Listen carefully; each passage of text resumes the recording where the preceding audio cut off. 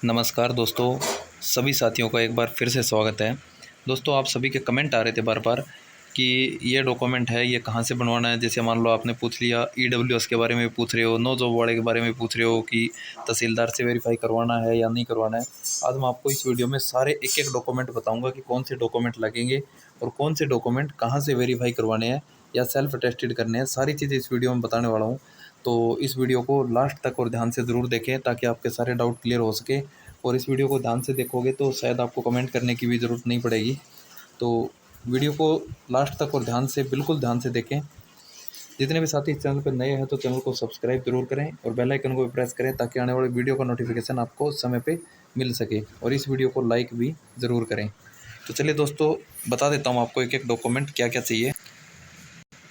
तो यहाँ पे आप एक एक चीज़ को ध्यान से समझना, नहीं तो पता है क्या, आप छोटी छोटी चीज़ों को इग्नोर कर देते हो, वो गलतियाँ आपको बहुत ज़्यादा परेशान करती है। तो सबसे पहले तो आपको क्या चाहिए, सीईटी का रजिस्ट्रेशन नंबर, यानी कि जब आपने सीईटी प्री का फॉर्म भरा था तो उसका रजिस्ट्रेशन नंबर है, उसकी ज़रूरत पड़ेगी। तो ये चीज़ आप पहले ही अपने पास रखें। दूसरी चीज़ क्या है, 10th की मार्कशीट। तो ये चीज़ें 100% है, सभी को चाहिए, वो बता देता हूँ पहले मैं। 10वीं की मार्कशीट आपको 100% चाहिए ही चाहिए। और 12th बेस पे ये फार्म था तो आपको 12th की भी ओरिजिनल मार्कशीट। तो ये दोनों चीज़ें आप अपने पास रख के बैठें। 10वीं की और 12वीं की ओरिजिनल मार्कशीट, ध्यान रखना, ओरिजिनल, फोटोकॉपी को स्कैन नहीं करना, ओरिजिनल मार्कशीट को स्कैन करना है।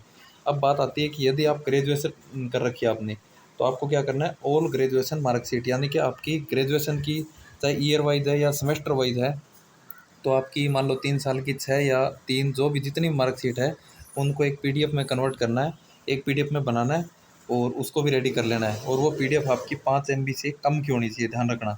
इसी तरीके से यदि आपके पास पोस्ट ग्रेजुएशन है या फिर आईटीआई है या फिर डिप्लोमा है, तो आपके पास ये चीज़ें ध्यान रखना, आईटीआई हो, डिप्लोमा हो, ग्रेजुएशन हो, पोस्ट ग्रेजुएशन हो, ये इनमें से जो भी क्वालिफिकेशन लगा रहे हो, 2 साल 3 साल की या जितनी भी, तो उनकी ईयर वाइज या सेमेस्टर वाइज, जैसे आपको यूनिवर्सिटी ने प्रदान किया, आपको कॉलेज ने आपको दी है, वैसे ही आपको उसकी मार्कशीट की एक पीडीएफ बनानी है। चाहे आपके पास 5 हो, 6 हो, 10 हो, 2 4 जितनी भी हो, तो 5 MB से कम की आपको एक पीडीएफ बनानी है। उसको आपको जो है अपलोड करनी पड़ेगी। ये चीज़ का आपको बार बार बता रहा हूँ, ध्यान रखना, आपको डिप्लोमा अपलोड नहीं करना है, ये मार्कशीट अपलोड करनी है। और यदि आपकी मान लो मार्कशीट नहीं आई है, तो उसके लिए फिर आपको एक एफिडेविट लगवाना पड़ेगा। तो इसके बाद क्या चाहिएगा आपको, इसके बाद चाहिए आपको फ़ोटो। और वो फ़ोटो आपकी 6 महीने से ज़्यादा पुरानी नहीं होनी चाहिए, ऐसा उसमें लिखा हुआ है। इसके बाद आपको चाहिएगा सिग्नेचर। तो ये आपकी 500 KB से कम की चल जाएगी।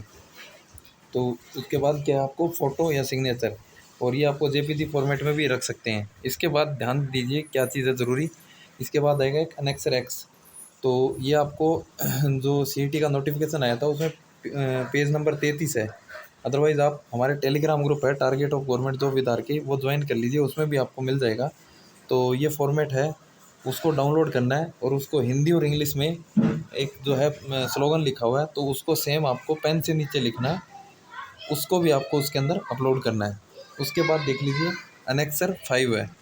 तो ये क्या है, proforma of no job certificate attested by नंबरदार एमसी पटवारी एंड तहसीलदार, यानी कि आपको नो जॉब का सर्टिफिकेट है, वो आपको नंबरदार या फिर एमसी, इसके अलावा पटवारी और तहसीलदार, इन लोगों से अप्रूव करवाना ही करवाना है। अभी कुछ साथी कमेंट कर रहे थे कि क्या ये सेल्फ अटेस्टेड चल जाएगा या नहीं।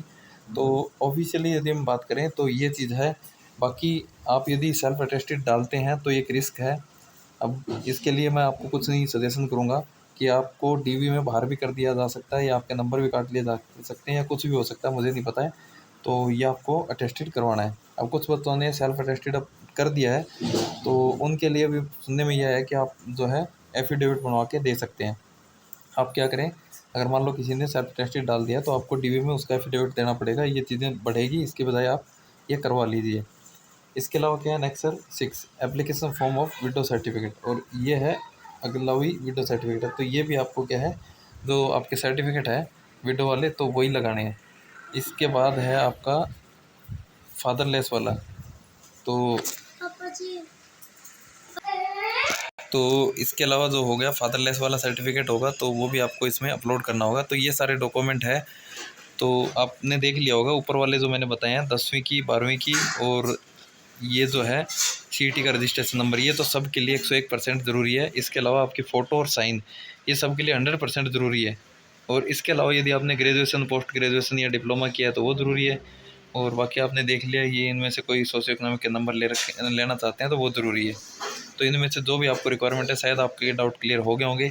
फिर भी यदि आपका कोई डाउट है तो आप कमेंट करके पूछ सकते हैं। आपने वीडियो यहाँ तक देखी, आपका बहुत बहुत धन्यवाद।